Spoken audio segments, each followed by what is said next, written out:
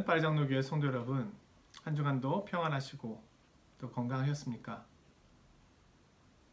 꽁피누먼 기간이 계속되고 있는 상황 속에서 다행히도 확진자 수가 줄고 있고 또 이번 주부터는 30명 인원에 한해서 예배당에 모일 수 있다고 하니 더 나아지고 있어 다행이라는 생각이 듭니다. 아무쪼록 우리 성도님들 각 가정 가운데 또 삶의 자리 가운데 하나님께서 주시는 위로와 풍성한 도우심이 가득하기를 원합니다. 요한계시록 말씀을 보고 있는데요. 어느덧 요한계시록의 끝부분에 다다랐습니다. 22장 가운데서도 마지막 부분을 보고 있습니다. 오늘은 22장 16절에서 19절 본문을 가지고 오라 하시는도다 라는 제목으로 하나님의 말씀을 보려고 합니다. 먼저 본문 말씀을 제가 읽도록 하겠습니다. 나 예수는 교회들을 위하여 내 사자를 보내어 이것들을 너희에게 증언하게 하였노라.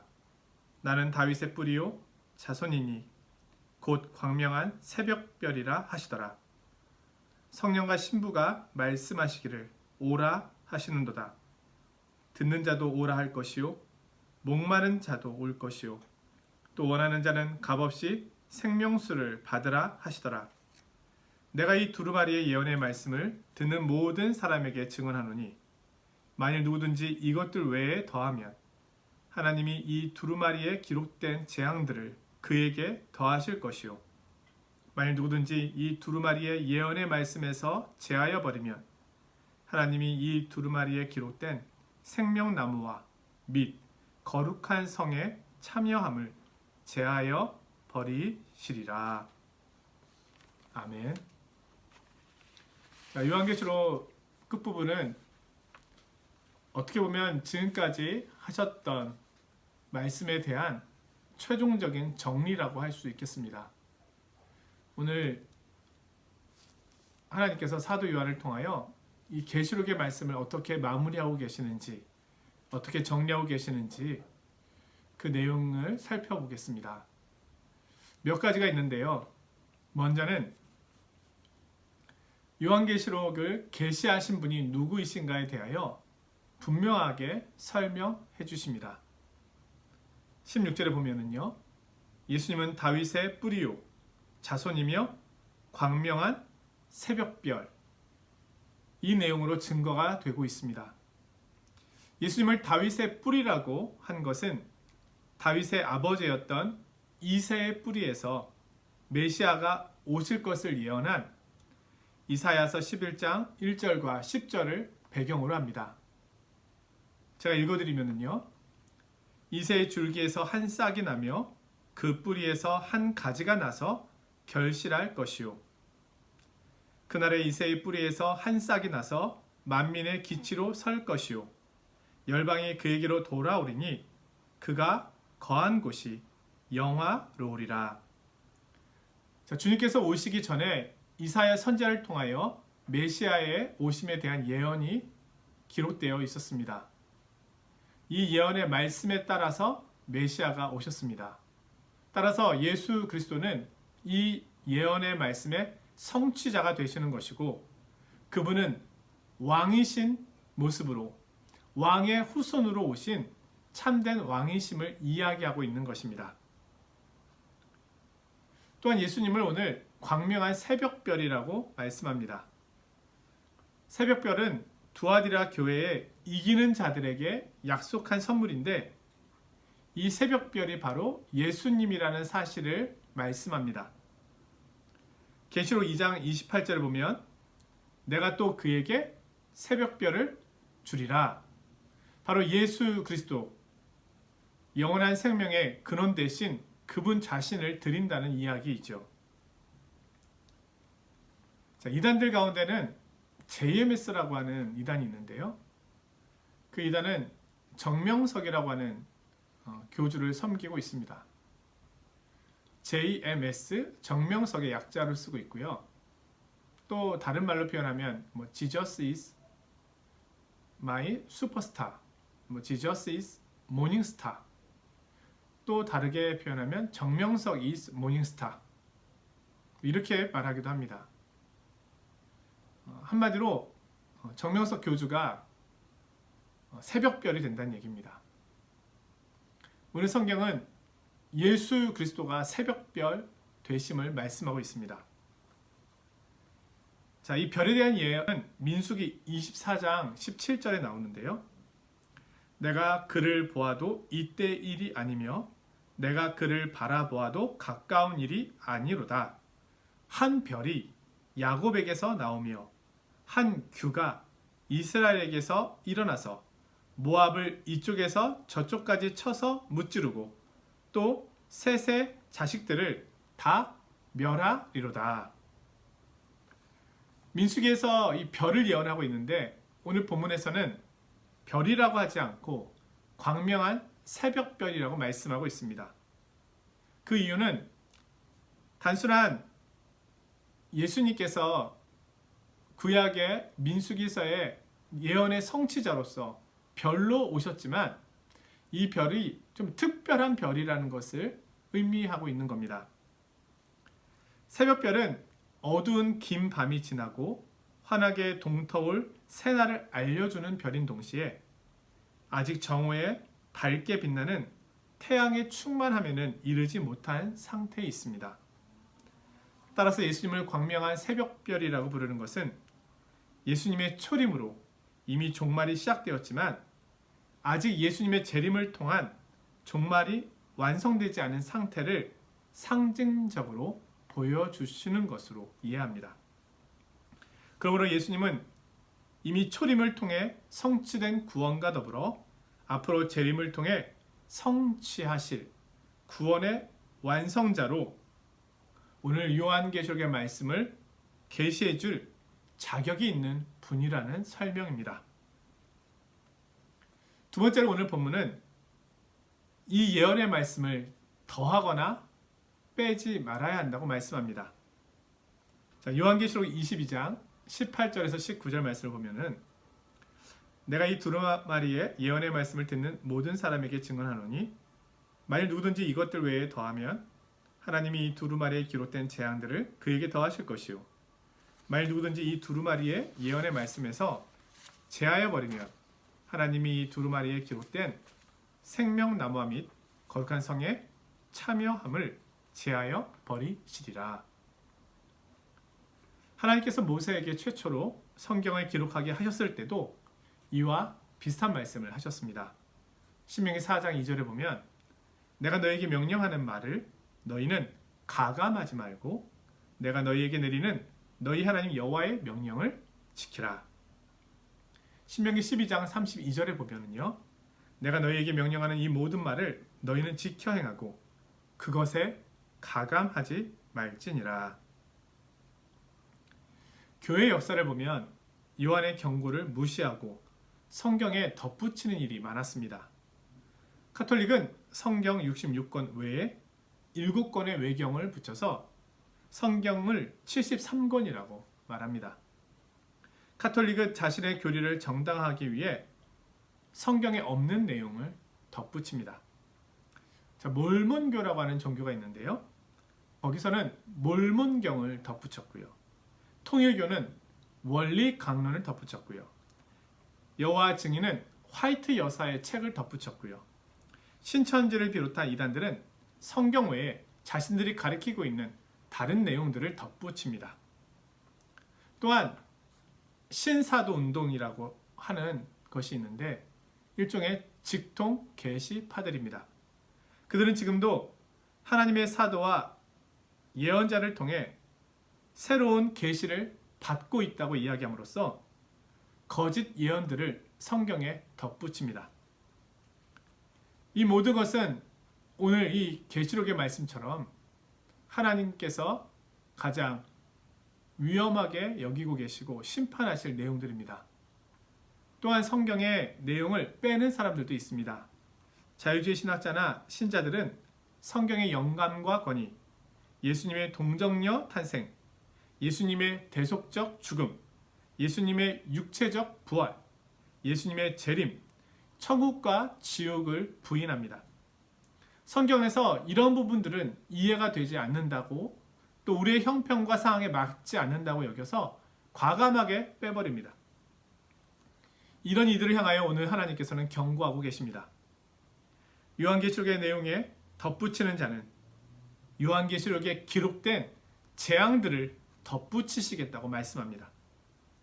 요한계시록에 기록된 재앙들이란 인심판, 나팔심판, 대접심판을 말합니다.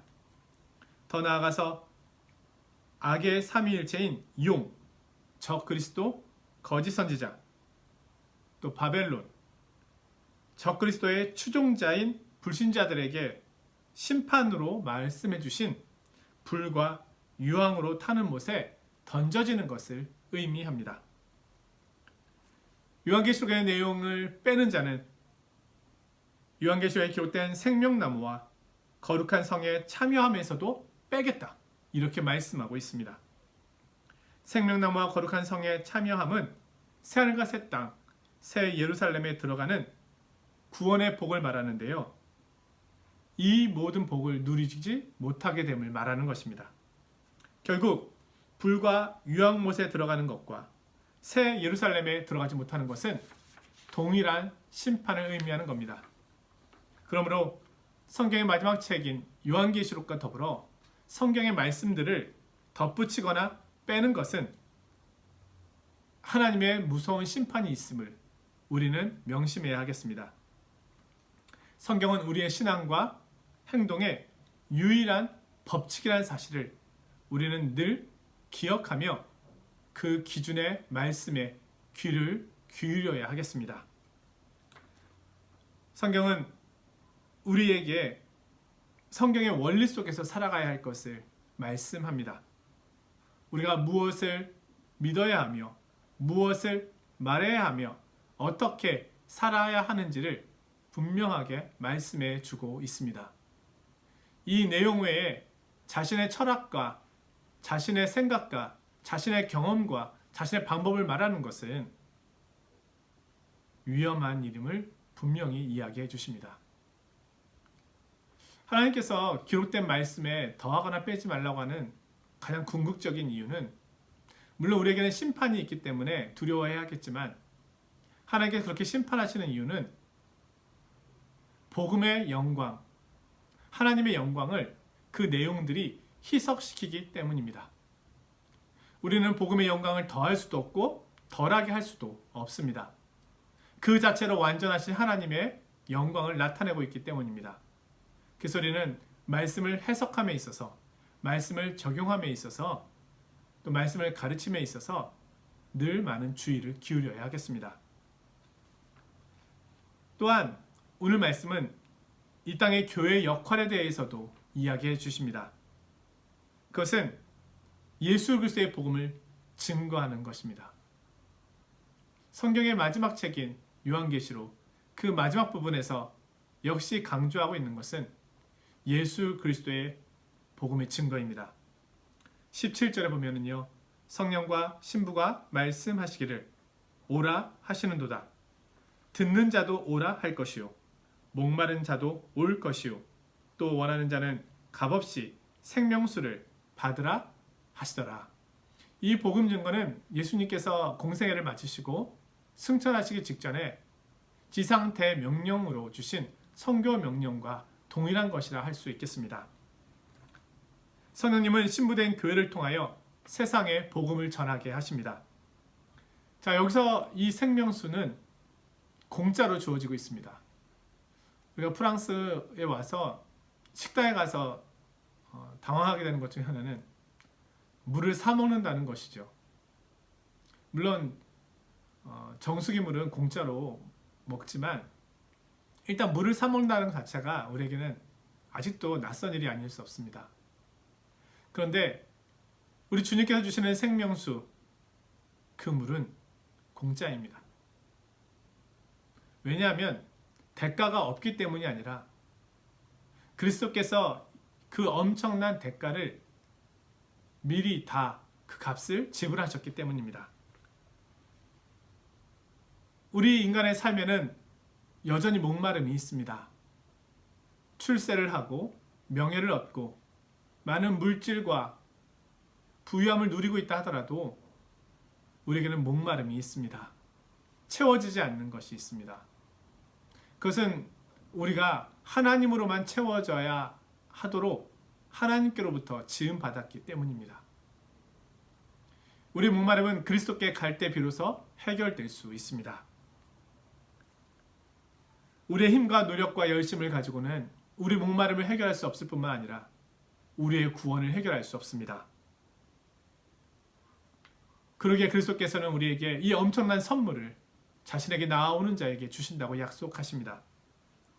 오라 너희 모든 목마른 자들아 물로 나아오라. 돈 없는 자도 오라. 너희는 와서 사 먹되 돈 없이 값 없이 와서 포도주와 젖을 사라. 이 모든 일을 그리스도께서 이루셨습니다. 우리는 그리스도의 이 초청을 듣고 그분께 나아가면 됩니다. 그분이 주신 이 생명수를 받아 마시면 됩니다. 우리의 마음의 문을 활짝 열고 그분을 우리 삶의 주인으로, 또 하나님께서 예수 그리스도 안에서 행하신 이 모든 구원의 사건이 나를 위한 것임을 믿음으로 고백하면 됩니다. 교회가 이 땅에서 해야 할 가장 중요한 사명은 바로 이 복음을 전하는 것입니다. 마지막으로 오늘 말씀 한 부분을 더 보려고 하는데요. 저는 이 16절 앞부분의 말씀을 듣고 참으로 큰 감동을 받았습니다. 그 내용은 이것입니다. 나 예수는 교회들을 위하여 내 사자를 보내요. 자, 이 요한계시록의 말씀은 누구를 위하여 기록된 것일까요? 물론 이 세상도 하나님의 것이지만 사실은 교회가 주인공입니다. 교회를 위하여 기록되었습니다. 저와 여러분, 우리 믿음의 성도들을 위하여 기록된 말씀입니다. 그렇기 때문에 우리는 이 말씀을 부지런히 읽고 부지런히 우리의 삶에 적용해 가야 합니다. 이 세상 나라는 무너집니다. 그러나 하나님의 나라는 영원히 섭니다. 우리는 영원한 것을 보며 가고 있습니다. 우리는 이 땅에서 나그네여 순례자로 가고 있습니다. 이 세상은 주님의 오심을 준비하고 있는 시간들입니다. 이 말씀은 성도들을 위한 말씀입니다. 주님께서 이 말씀을 통하여 교회를 격려하고 계시고 우리를 격려하고 계십니다.